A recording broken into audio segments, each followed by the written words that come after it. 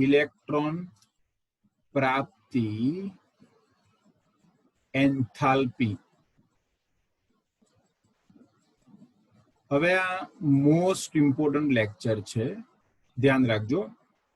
परमाणु त्रिज्या बने बेटा आगळ, आयनीकरण एंथाल्पी बने आना त्रीजू, इलेक्ट्रॉन प्राप्ति enthalpy most most most important. Okay, ध्यान राखजो।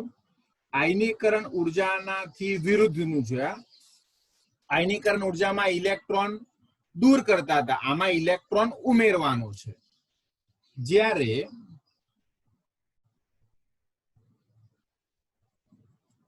વાયુરૂપ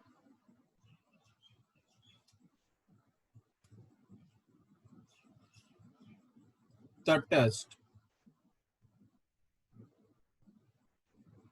પરમાણુમાં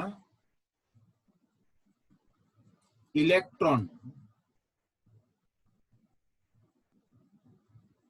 दाखल थई ऋण आयन बने, इलेक्ट्रॉन दाखल थई ऋण आयन बने त्यारे थता एंथाल्पी फेरफार એટલે ઊર્જાનો ફેરફાર, ત્યારે થતા એન્થાલ્પી ફેરફારને ઇલેક્ટ્રોન પ્રાપ્તિ એન્થાલ્પી કહી શકાય। એને આવી રીતે પણ દર્શાવાય છે, ડેલ્ટા એચ અને ઈજી એટલે electron gain enthalpy, electron gain enthalpy. Okay, ચલો એનું સમીકરણ તમને લખી આપું। ધારો કે કોઈ તત્વ છે એક્સ વાયુ સ્વરૂપમાં, ઇલેક્ટ્રોન દાખલ થાય, જુઓ ઇલેક્ટ્રોન ઉમેરાયો, ઇલેક્ટ્રોન ઉમેરાય એટલે શું મળે? એક્સ માઇનસ વાયુ અવસ્થામાં મળ્યું। હા, ત્યારે થતો જે એન્થાલ્પી ફેરફાર છે ડેલ્ટા એચ, એને શું કહેવામાં આવે છે? ઇલેક્ટ્રોન પ્રાપ્તિ એન્થાલ્પી। શું કહેવાય? એને કહીશું ઇલેક્ટ્રોન પ્રાપ્તિ એન્થાલ્પી। અને એનું મૂલ્ય મોટા ભાગે ઋણ હોય, યાદ રાખજો, દરેકમાં ઋણ નહીં, મોટા ભાગે ઋણ હોય। હવે જો તમને લખી આપું છું।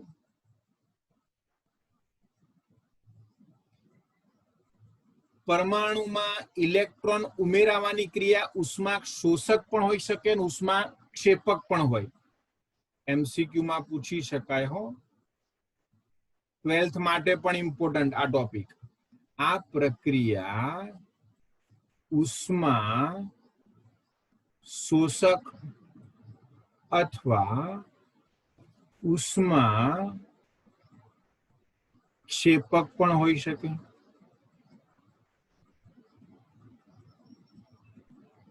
ઉષ્મા શોષક અથવા ઉષ્મા ક્ષેપક હોઈ શકે। હવે એનો આધાર શેના ઉપર છે? જે તે તત્વના સ્વભાવ ઉપર રહેલો છે। યાદ રાખો, જેનો આધાર જે તે તત્વના સ્વભાવ ઉપર।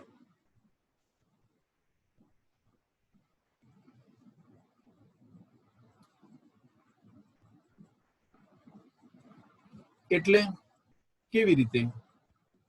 તત્વના સ્વભાવ ઉપર।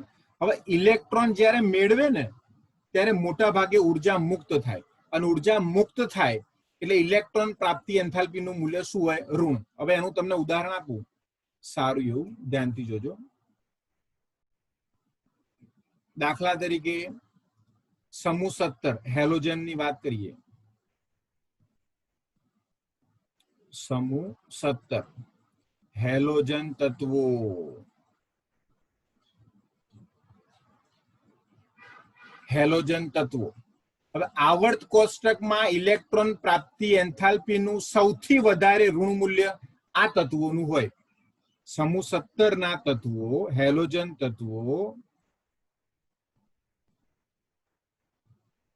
તત્વો માટે ઇલેક્ટ્રોન પ્રાપ્તિ એન્થાલ્પી યાદ રાખજો, ડેલ્ટા એચ ઈજી લખું, એનો મતલબ શું થયો? ઇલેક્ટ્રોન પ્રાપ્તિ એન્થાલ્પી નું મૂલ્ય સૌથી વધારે ઋણ હોય છે. સૌથી વધારે ઋણ હોય. કેમ સૌથી વધારે ઋણ હોય? એનું કારણ શું? તો આ તત્વોની ઇલેક્ટ્રોન રચના, એનું રીઝન શું છે? એની ઇલેક્ટ્રોન રચના. આ તત્વોની ઇલેક્ટ્રોન રચના કયા પ્રકારની છે? સામાન્ય ઇલેક્ટ્રોન રચના NH2NP5 છે. હવે આ તત્વો એક ઇલેક્ટ્રોન મેળવી અને શું NH2NP6 જેવી ઇલેક્ટ્રોન રચના ધરાવે. હવે આ ઇલેક્ટ્રોન રચના કોની છે? કોના જેવી થઈ? નિષ્ક્રિય વાયુ, ઉમદા વાયુ જેવી ઇલેક્ટ્રોન રચના ધરાવે ને, માટે સૌથી વધારે ઋણ મૂલ્ય. હવે એક વસ્તુ યાદ રાખો, જેટલો સરળતાથી ઇલેક્ટ્રોન દાખલ થાય ને એટલું એનું ઋણ મૂલ્ય વધારે હોય. યાદ રાખજો ખાસ, જેટલો સરળતાથી ઇલેક્ટ્રોન દાખલ થાય, જેટલો સરળતાથી ઇલેક્ટ્રોન ઉમેરાય, તેટલું ઋણ મૂલ્ય વધે. ઉર્જાનું ઋણ મૂલ્ય શું થવાનું? એટલું વધવાનું છે. જેટલો સરળતાથી ઇલેક્ટ્રોન ઉમેરાય એટલું વધારે એનું ઋણ મૂલ્ય જોવા મળે. હવે હેલોજન તત્વો, ચલો ઉદાહરણ લઈએ. હજુ એક એમાં ફ્લોરિન છે, F, ફ્લોરિન. ઓકે, હવે ફ્લોરિનની ઇલેક્ટ્રોન રચના શું છે? તો 1s2 2s2 2p5 છે. હવે એક ઇલેક્ટ્રોન મેળવ્યો, એક ઇલેક્ટ્રોન મેળવીને શું થઈ ગયું? F માઇનસ થયું. એટલે હવે ઇલેક્ટ્રોન રચના કોના જેવી? 1s2 2s2 2p6. ઓકે, નિષ્ક્રિય વાયુ કયો? નિયોન જેવી ઇલેક્ટ્રોન રચના પ્રાપ્ત કરી, એટલે સ્થાયી બની ગયું. એટલે એનો મતલબ એવો થાય કે એક ઇલેક્ટ્રોન મેળવી અને નિષ્ક્રિય વાયુ જેવી ઇલેક્ટ્રોન રચના પ્રાપ્ત કરે એટલે કે સ્થાયી બની જાય છે. માટે ફ્લોરિન હેલોજનના જે તત્વો છે ને એ ઇલેક્ટ્રોન મેળવવાની વૃત્તિ ધરાવતા હોય, ઝડપથી ઇલેક્ટ્રોન મેળવે અને સ્થાયી થઈ જાય. ખ્યાલ આવી ગયો? માટે એના માટે ઇલેક્ટ્રોન પ્રાપ્તિ એન્થાલ્પીનું મૂલ્ય શું હોય? સૌથી વધુ ઋણ.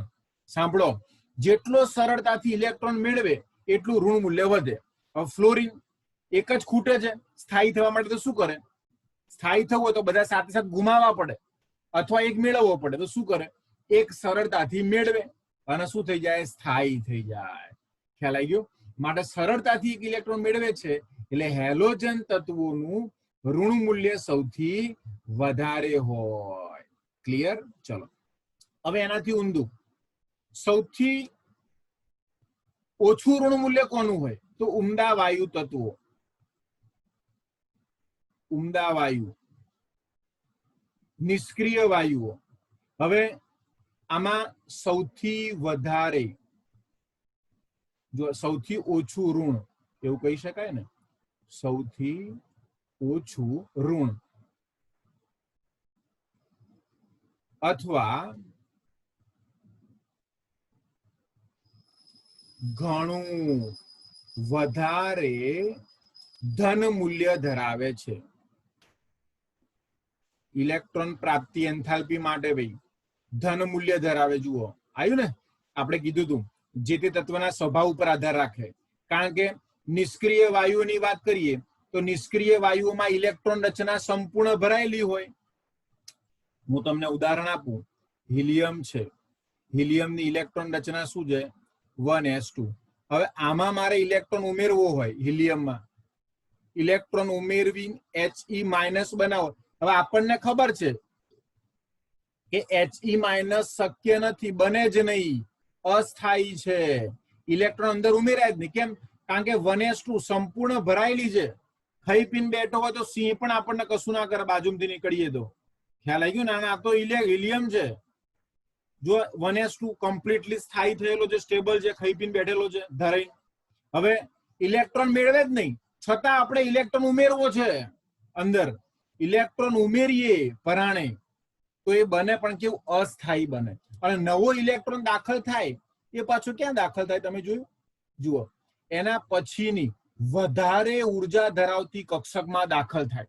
એટલે એમાં દાખલ કરવા માટે છે ને તમારે ઉર્જા આપવી પડે. આમ ઉર્જા મુક્ત થતી હતી ને અહીંયા માઇનસ, એના બદલે ઉર્જા આપવી પડે. જુઓ પ્લસ, એટલે એનું મૂલ્ય શું જોવા મળે? ધન મૂલ્ય જોવા મળે. ખ્યાલ આવી ગયો? નિષ્ક્રિય વાયુઓની ઇલેક્ટ્રોન રચના સ્થાયી છે.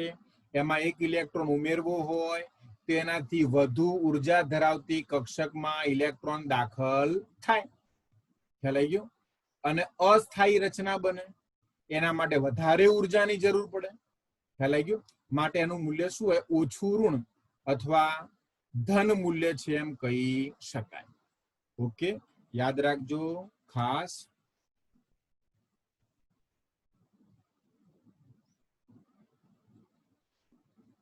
એટલે કે ઇલેક્ટ્રોન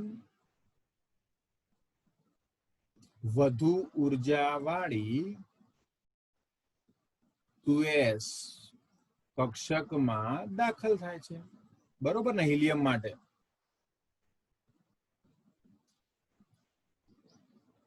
તેથી ઇલેક્ટ્રોન પ્રાપ્તિ એન્થાલ્પી બરોબર ધન મળે. યાદ રાખજો, ઉષ્મા આપવી પડે. ક્લિયર? ચલો, હવે આપણે ઇલેક્ટ્રોન પ્રાપ્તિ એન્થાલ્પી કોને કહેવાય એ ભણ્યા. હવે આવર્તમાં અને સમૂહમાં એની શું અસર થાય છે એની ચર્ચા કરીએ. આવર્તમાં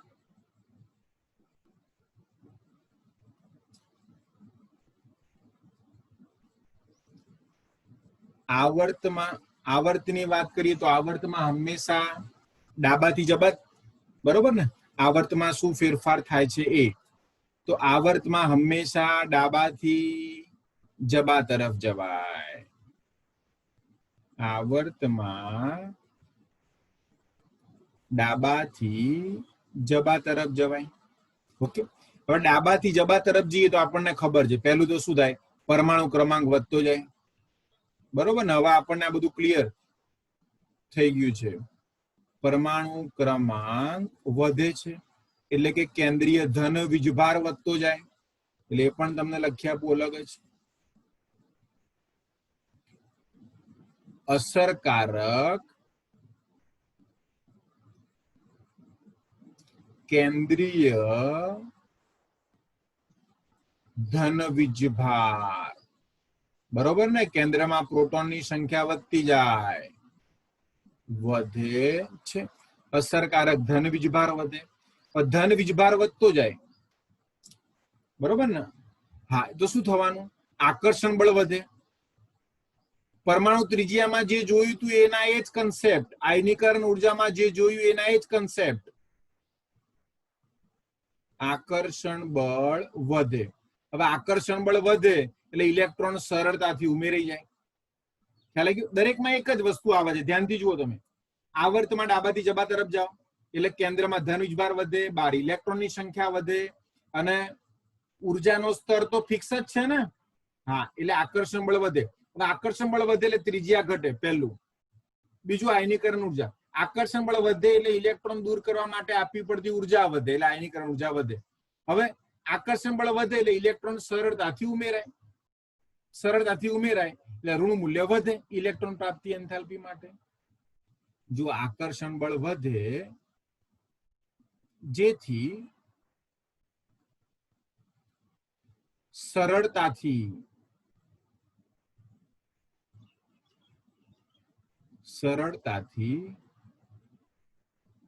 ઇલેક્ટ્રોન દાખલ થાય. હવે સરળતાથી ઇલેક્ટ્રોન ઉમેરાય એટલે કે ઇલેક્ટ્રોન પ્રાપ્તિ એન્થાલ્પીનું મૂલ્ય ઋણ બને. આથી ઇલેક્ટ્રોન પ્રાપ્તિ એન્થાલ્પીનું, યાદ રાખજો, ઋણ મૂલ્ય વધતું જાય. એનું ઋણ મૂલ્ય વધે છે. થઈ ગયું? ક્લિયર? અહીં લખી નાખીએ. કે ઉર્જા સ્તર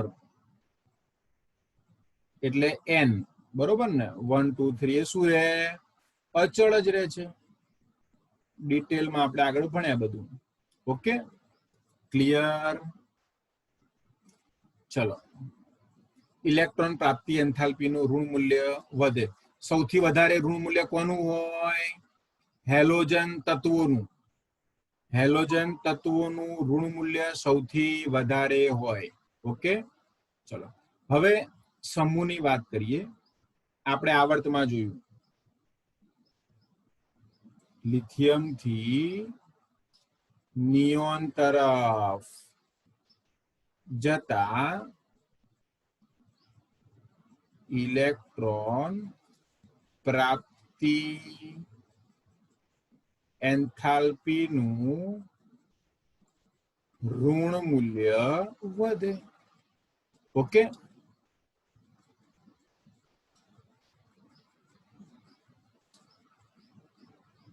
ચલો ત્યાં છે ને આપણે લખી નાખીએ ફ્લોરિન સુધીના. ફ્લોરિનનું સૌથી વધારે ઋણ હોય. નિયોન નિષ્ક્રિય વાયુઓમાં તો મૂલ્ય કેવું હોય? પોઝિટિવ, ધન હોય. આપણે ભણ્યા. ચલો હવે સમૂહમાં શું ફેરફાર થાય?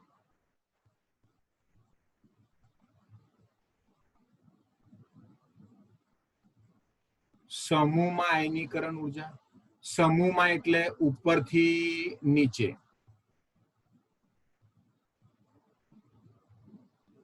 સમૂહમાં ઉપરથી નીચે તરફ જતા. હવે સમૂહમાં આપણે ઉપરથી નીચે આવીએ એટલે શું થાય ભાઈ? ઉર્જા સ્તર વધે. અહીં જે લખ્યું હતું બરોબર ને? ઉપરથી નીચે 1 2 3 4 એ રીતે. પેલામાં આવર્તમાં ફિક્સ જ રહે, n = 2 તો 2 જ રહે. બરોબર, હવે બધું ક્લિયર થઈ જાય કારણ કે આપણે 3-4 ટોપિક ભણી ગયા. હવે જુઓ, હું લખ્યા પૂછું અહીંયા એના જ વસ્તુ. ઉર્જા સ્તર, શક્તિ સ્તર, કક્ષા ક્રમાંક બધું એક જ બેટા. ઉર્જા સ્તર નું મૂલ્ય ક્રમશઃ વધે. ઉર્જા સ્તર વધતો જાય જેથી દાખલ થયેલો ઇલેક્ટ્રોન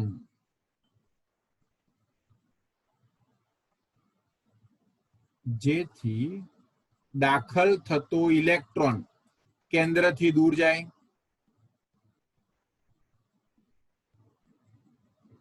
કેન્દ્રથી દૂર હોય.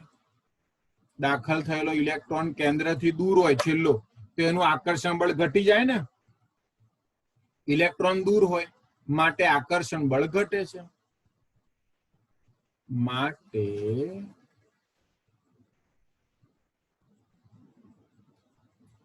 આકર્ષણ બળ ઘટે.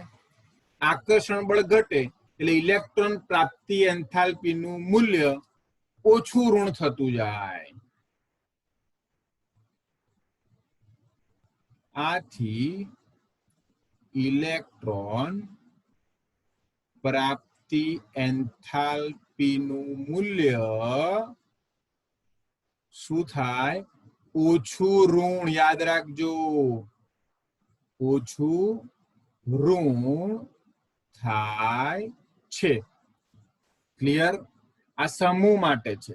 સમૂહમાં ઉપરથી નીચે, સમૂહમાં ઉપરથી નીચે જેમ જઈએ એમ ઇલેક્ટ્રોન પ્રાપ્તિ એન્થાલ્પીનું ઋણ મૂલ્ય ઘટે. આવર્તમાં ડાબાથી જબા તરફ ઇલેક્ટ્રોન પ્રાપ્તિ એન્થાલ્પીનું ઋણ મૂલ્ય આવર્તમાં શું થાય? વધે. આવર્તમાં વધે, સમૂહમાં ઘટે. ઋણ મૂલ્ય ઘટે.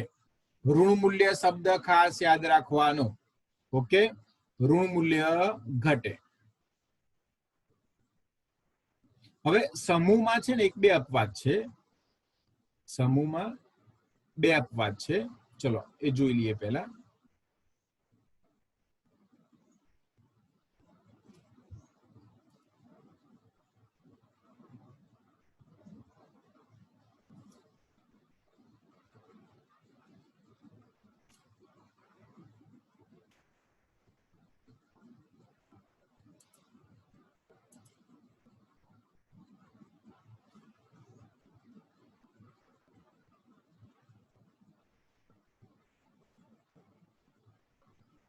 જો હવે અપવાદ આ યાદ રાખજો, ખાસ અપવાદ ખાસ યાદ રાખવાના. અપવાદ શેમાં? સમૂહ માટે. સમૂહમાં અપવાદ તો જોજો ધ્યાનથી. હવે પહેલું ઓક્સિજન. હવે આપણે સમૂહ માટે શું ભણ્યા? પહેલા હું તમને એ કીધું, સમૂહમાં ઉપરથી નીચે ઇલેક્ટ્રોન પ્રાપ્તિ એન્થાલ્પી યાદ રાખજો. ઇલેક્ટ્રોન ગેઇન એન્થાલ્પી, ઇલેક્ટ્રોન પ્રાપ્તિ એન્થાલ્પીનું ઋણ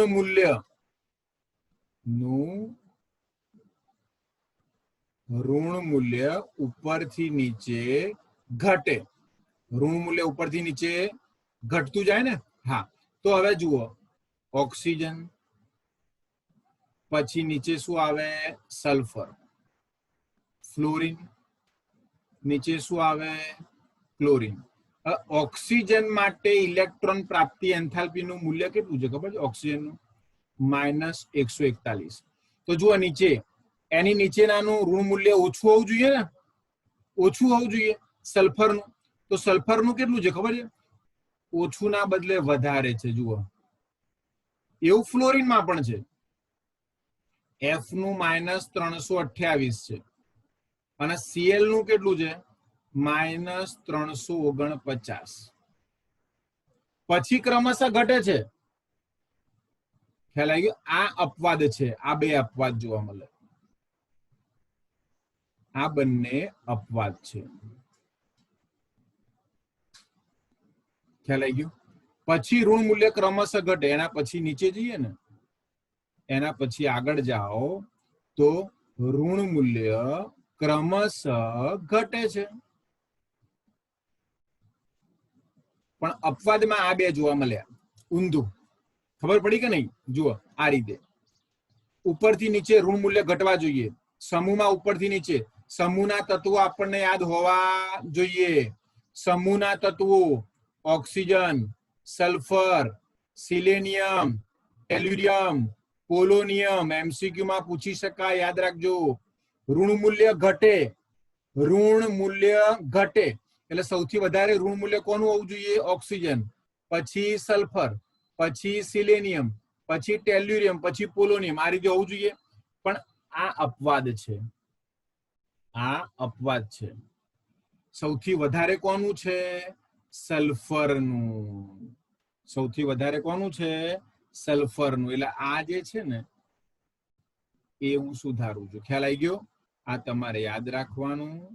સૌથી વધારે સલ્ફર આવે, પછી ઓક્સિજન, પછી ક્રમશઃ ઘટે. એવું આમાં જોવા મળશે. શેમાં? સૌથી વધારે Cl. એટલે MCQ માં બહુ જ પૂછા છે. 12th માં પણ, કોમ્પિટિટિવ એક્ઝામમાં પણ યાદ રાખજો આ ક્રમ. આ બંને વિરુદ્ધ છે. પછી એસિટીઝ, fluorine, chlorine, bromine, iodine, astatine. Okay, આ ક્રમ યાદ રાખવાનો. અપવાદનો આ ક્રમ યાદ રાખવાનો. હવે કેમ ઋણ મૂલ્ય આ બંનેમાં કેમ અપવાદ જોવા મળ્યો? આ કેમ અપવાદ જોવા મળ્યો? એનું રીઝન શું? તો સાંભળજો. ઓક્સિજન અને ફ્લોરિનની તમને આખું રીઝન લખી આપું છું, કારણ કે અગત્યનો ટોપિક છે. 12th માં પણ આવશે. ઇલેક્ટ્રોન પ્રાપ્તિ એન્થાલ્પીનું મૂલ્ય તેમના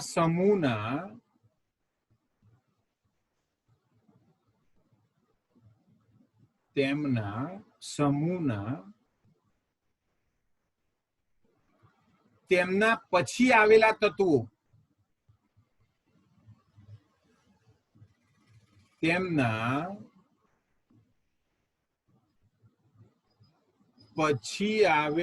તત્વો, કયા ભાઈ? સલ્ફર અને ક્લોરિન. Cl કરતા કેવા છે? ઓછા ઋણ છે ને, આમ તો સૌથી વધારે ઋણ હોવા જોઈએ, કરતા ઓછા ઋણ મૂલ્ય છે. થઈ ગયું? કારણ પણ પૂછી શકાય. ઓછા ઋણ જોવા મળે છે. ભાઈ ક્લિયર? ખબર પડે છે ને? સમૂહમાં ઉપરથી નીચે જઈએ તો ઋણ મૂલ્ય ઘટવું જોઈએ, ક્રમશઃ ઘટવું જોઈએ. તો ઓક્સિજન કરતા સલ્ફરનું ઓછું હોવું જોઈએ ને, ફ્લોરિન કરતા ક્લોરીનનું પણ ઓછું હોવું જોઈએ. પણ જુઓ અહીંયા આ વધારે છે, આ ઓછું છે, બંનેમાં આપવા જોવા મળે છે. આ બંનેમાં જ આપવા જોવા મળે છે. જો એ નીચે પણ લખ્યું આપણે અલગથી. ખ્યાલ આવી ગયો? કેમ? તો એનું રીઝન આપણે જોઈએ છીએ બાજુમાં.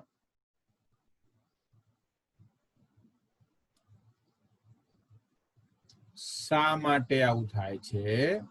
તો એના માટેનું જવાબ આપણી જોડે છે. ચલો હવે ધ્યાનથી જોજો, સમજજો.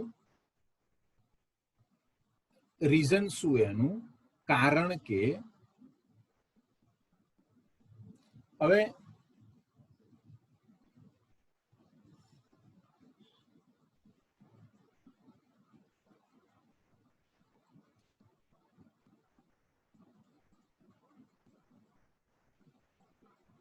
ફ્લોરિન એટલે F અહીંયા આવશે, N = 2 એટલે F અહીંયા આવે અને Cl અહીંયા આવે. Cl માટે શું હોય? N = 3. હવે ફ્લોરિનનો ઇલેક્ટ્રોન કેન્દ્રથી નજીક છે, Cl નો ઇલેક્ટ્રોન કેન્દ્રથી દૂર છે. જુઓ, આકર્ષણ બળ અને આ આકર્ષણ બળ. ઓકે. હવે નવો જે ઇલેક્ટ્રોન દાખલ થાય, ઇલેક્ટ્રોન પ્રાપ્તિ એન્થાલ્પી એટલે નવો જે ઇલેક્ટ્રોન દાખલ થાય, ધારો કે ફ્લોરિન અને ઓક્સિજન ની વાત કરીએ તો નવો જે ઇલેક્ટ્રોન દાખલ થાય એ ક્યાં દાખલ થાય? N = 2 માં. અને Cl અને S ની વાત કરીએ તો N = 3 માં દાખલ થાય. આ Cl અથવા સલ્ફર ની વાત કરો, અહીંયા ફ્લોરિન અથવા ઓક્સિજન, તો આમાં N = 2. N = 2 એટલે કદ નાનું હોય. કદ નાનું હોય એટલે અપાકર્ષણ બળ વધી જાય. અપાકર્ષણ બળ વધે એટલે જલ્દી ઇલેક્ટ્રોનને મેળવે નહીં. જ્યારે N = 3 માં શું થાય? કદ મોટું છે. કદ મોટું છે ને, હવે મોટા કદમાં ઇલેક્ટ્રોન અંદર ફરતા હોય એટલે અપાકર્ષણ બળ શું થાય? ઓછું. ખબર પડી? N = 2 નાનું કદ છે. N = 2 શું છે? કદ નાનું. કદ નાનું હોય એની અંદર તમે ઇલેક્ટ્રોન ઉમેરો એટલે શું થાય? અંદર ઝઘડે બધા, અપાકર્ષણ બળ વધી જાય. ભાઈ તું જતો રહે પાછો, એને સ્વીકારે નહીં. ખ્યાલ આવી ગયો? એનું મૂલ્ય ઓછું ઋણ થઈ ગયું. Cl એનું મોટું ઘર છે, એને બંગલો છે, ખુલ્લી જગ્યા છે, એટલે ઇલેક્ટ્રોન અંદર ઉમેરાય સરળતાથી સમાઈ જાય, અપાકર્ષણ બળ ઓછું અનુભવાય. માટે N = 2 ની સરખામણીમાં 3 માં છે ને ઇલેક્ટ્રોન સરળતાથી દાખલ થાય છે, માટે એનું ઋણ મૂલ્ય વધારે હોય. ક્લિયર? ચલો 12th ની બુકમાં પણ આ જ રીઝન લખેલું છે, એટલે તમે તૈયાર કરી જ નાખજો અત્યારે જ. જુઓ, કારણ કે હું તમને લખી આપું છું મસ્ત રીતે. કારણ કે ઓક્સિજન અને ફ્લોરિનમાં ઇલેક્ટ્રોન દાખલ થાય ત્યારે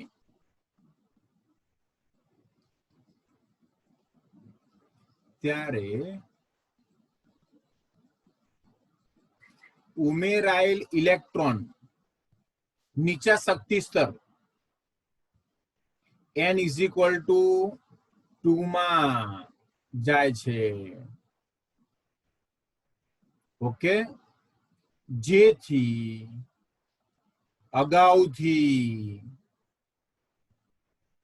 અગાઉથી હાજર રહેલા ઇલેક્ટ્રોન, પહેલા અમુક ઇલેક્ટ્રોન તો હોય ને, અગાઉથી હાજર રહેલા જે ઇલેક્ટ્રોન છે એની સાથે અપાકર્ષણ બળ અનુભવે. એની સાથે અપાકર્ષણ થાય. ક્લિયર? જ્યારે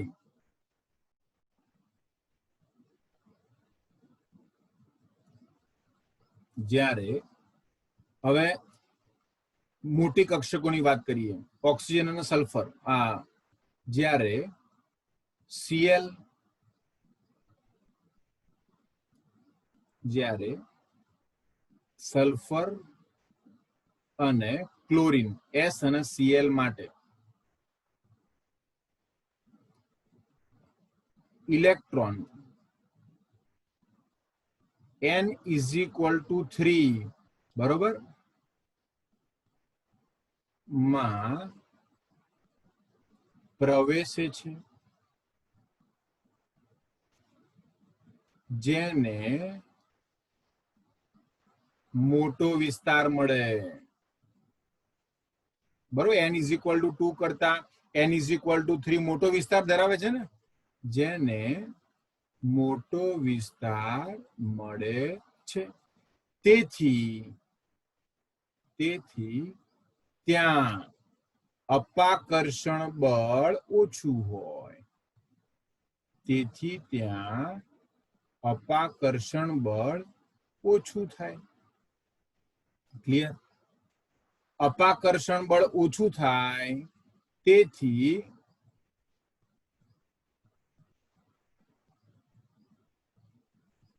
ઓક્સિજન અને ફ્લોરીન કરતા સલ્ફર અને Cl માટે ઇલેક્ટ્રોન પ્રાપ્તિ એન્થાલ્પી નું ઋણ મૂલ્ય વધુ હોય છે. ખ્યાલ આવી ગયો?